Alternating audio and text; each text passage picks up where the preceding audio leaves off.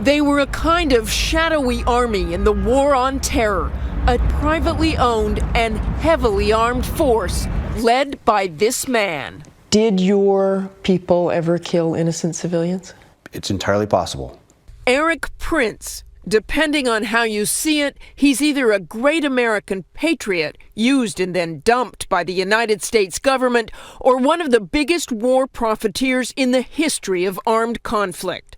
In the opening pages of his new book, Prince writes that his company became the ultimate tool in the war on terror.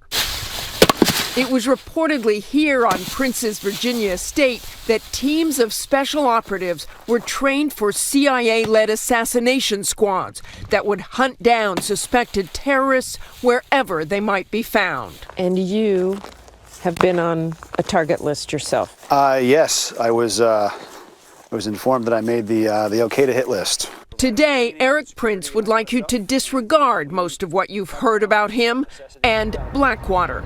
There became such a cyclone of nonsense that would feed off itself, and it built us into a 10-foot-tall boogeyman, which just wasn't the case. And you were ready to return fire? I was ready to set the record straight.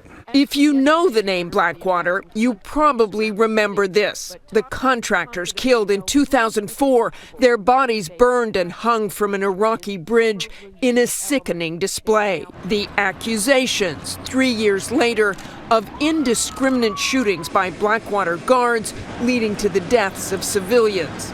And then Erik Prince himself. Please raise your right hand. Called before Congress for a lashing. But if you expected Prince to apologize for anything that happened, think again.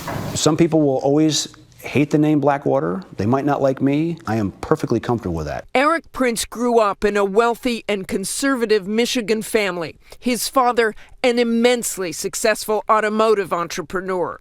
After a stint in the Navy SEALs, Prince decided in the late 1990s to use his inherited fortune to build a private training facility for military and law enforcement in the swamps of North Carolina. I loved being a SEAL. I loved working with those kind of guys and the sense of mission. And Blackwater was started to continue that sense of mission. Then came the bombing of the USS Cole in 2000 and the terror attacks of 9/11. And Blackwater would grow rapidly into a vital security and support contractor for the Pentagon, the State Department, and the CIA. The guys protected all the State Department people, members of Congress, even Senator Obama when he was visiting there.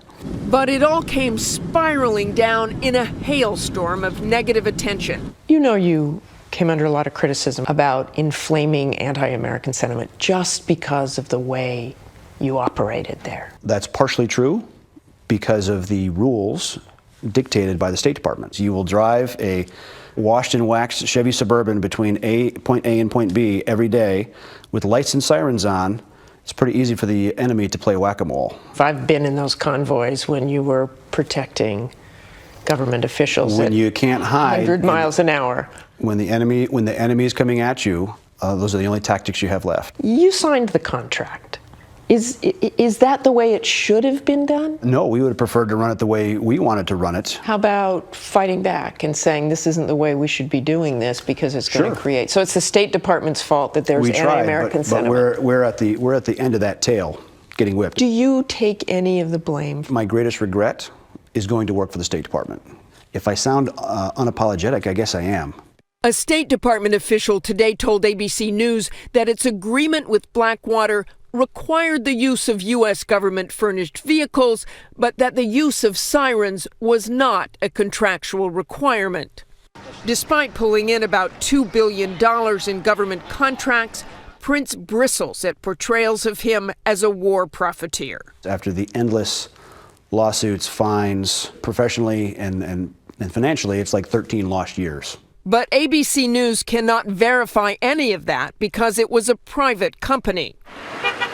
The beginning of the end for Blackwater in Iraq was September 2007, when several of its contractors were accused of firing into a crowd of citizens in Baghdad's Nissar Square after a car bomb had exploded a mile away.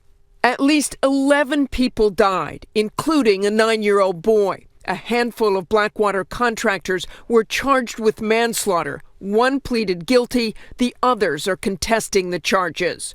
In court papers, the government has alleged the guards opened fire with automatic weapons and grenade launchers on unarmed civilians. At this point, it's a highly political prosecution. It's just political, you think, at this point? It is. If the amount of scrutiny paid to that event was paid to every other shooting, it would tie up the Justice Department for the next decade. It was the incident that eventually led to Blackwater's expulsion from Iraq in 2009. But Prince now says that long before the company's reputation began to unravel, and for many years after that, Blackwater took on an even larger but less conspicuous role in the global war on terror. He is guarded about discussing details. What can you tell us about your relationship with the CIA? There was all kinds of things the company did, and there was things that I did personally. Blackwater teams were reported to be deeply involved in covert activities in Pakistan and Afghanistan until 2009, including the highly controversial use of unmanned aircraft to go after suspected terrorists. Was Blackwater involved in the drone program? It's been publicly reported many times that the company was. And you would not dispute that? Well, the media reports a lot of it, and I won't dispute that one, no. And Prince claims that after the CIA cut ties with Blackwater, then CIA Director Leon Panetta outed Prince and Blackwater's secret role in a closed-door briefing to Congress, and it soon leaked to the press. What we had signed up to do was very serious work. When you're asked to help, and then to be outed by name to a very leaky Congress, that's unprecedented. A representative for Panetta tells ABC News that the former CIA director was required to brief Congress on covert programs and that he had no control over what happened to the information after that. The CIA declined to comment on its association with Prince. You talk about President Obama in the book, and you say your connection to President Obama is, quote, closer than he has ever wanted to admit. What do you mean? Just that there was some of these key programs that he was depending on. That he knew you were involved with? Probably so, yeah. Have you met him? Never. You write, I am no hero. The world knows all too well about my mistakes, but I was never meant to play the villain. Do you feel burned by the people who hired you to work? To a certain extent, yes. So there are regrets? Oh, yeah. Seriously, regrets. Wouldn't do it again? I'm not so sure that I would. I'm Martha Raditz for Nightline in Virginia. And Erik Prince's new book, Civilian Warriors, is in bookstores today.